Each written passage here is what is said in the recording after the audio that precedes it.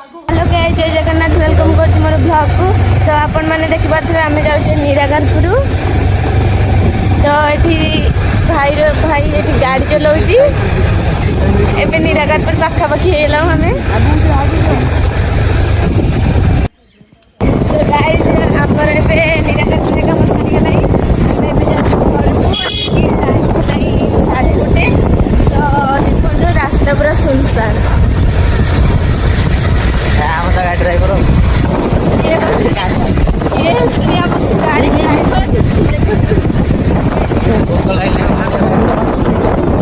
गाड़ी ड्राइवर भोक लगे तो जीव घरे गले खाइबू।